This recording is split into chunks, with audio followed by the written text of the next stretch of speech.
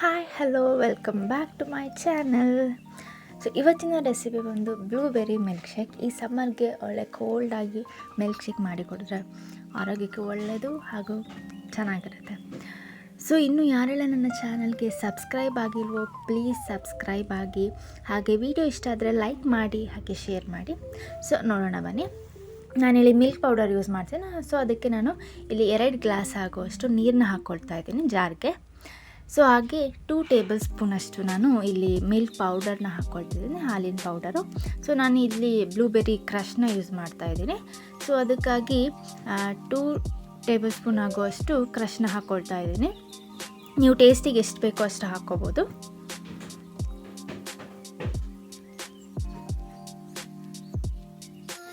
So don't worry, ಇದು milk ಪೌಡರ್ನ ಆಮೇಲೆ ನಾವು ಮಿಕ್ಸ್ ಮಾಡಿದಾಗಲ ಅದು ಮಿಕ್ಸ್ ಆಗುತ್ತೆ. ಸೊ ನಾನಿಲ್ಲಿ ಒಂದು ಟೀ ಸ್ಪೂನಷ್ಟು ಶುಗರ್ ಹಾಕಿದ್ದೀನಿ, ಹಾಗೆ 2 ಟೇಬಲ್ ಸ್ಪೂನ್ ಆಗೋಷ್ಟು ಐಸ್ ಕ್ರೀಮ್ ಹಾಕಿದ್ದೀನಿ, ವೆನಿಲಾ ಐಸ್ ಕ್ರೀಮ್.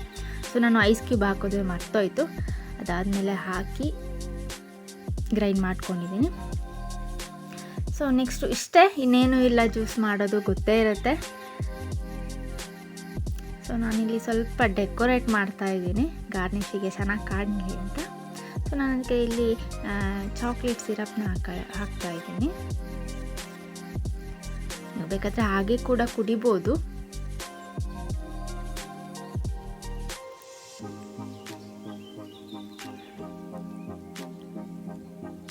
ಸೊ ನೋಡಿ ಚೆನ್ನಾಗಾಯಿತು.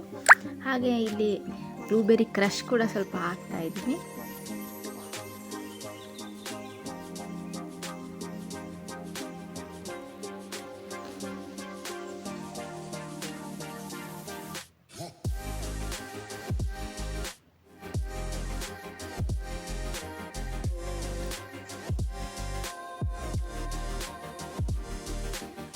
ನೆಕ್ಸ್ಟ್ ನಮ್ಮ ಈ ಮಿಲ್ಕ್ ಶೇಕ್ನ ಈ ಗ್ಲಾಸಿಗೆ ಹಾಕೋಣ.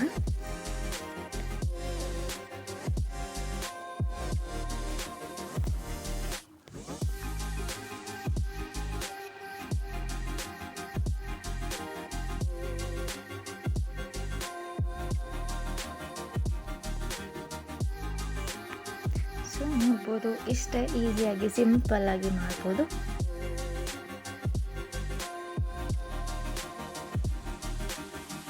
ನೀವು ಬೇಕಾದರೆ ಇದ್ರ ಮೇಲೆ ಡ್ರೈ ಫ್ರೂಟ್ಸ್ ಕೂಡ ಹಾಕೋಬೋದು.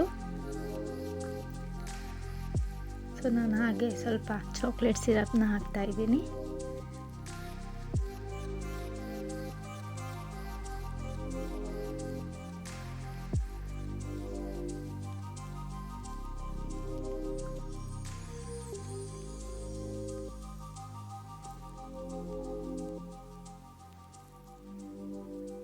ಅದಾದಮೇಲೆ ನಾನು ಸ್ವಲ್ಪ ಈ ಕಸ್ತೂರಿ ಬೀಜನ ಹಾಕ್ತಾಯಿದ್ದೀನಿ.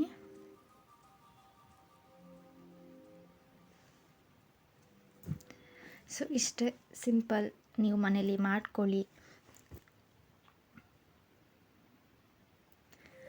ಸೊ ವಿಡಿಯೋ ಇಷ್ಟ ಆದರೆ ಲೈಕ್ ಮಾಡಿ, ಶೇರ್ ಮಾಡಿ, ಸಬ್ಸ್ಕ್ರೈಬ್ ಮಾಡಿ. ಸೊ ಹಾಗೆ ರೆಸಿಪಿ ಯಾವ ರೀತಿ ಬಂತು ಅಂತ ನನಗೆ ಕಮೆಂಟ್ ಸೆಕ್ಷನಲ್ಲಿ ಹೇಳಿ. Thanks for watching.